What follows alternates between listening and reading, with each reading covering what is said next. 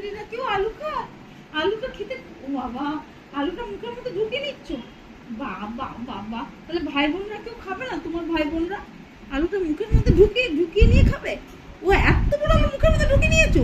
উনি বাবরে, কি সুন্দরী তুমি!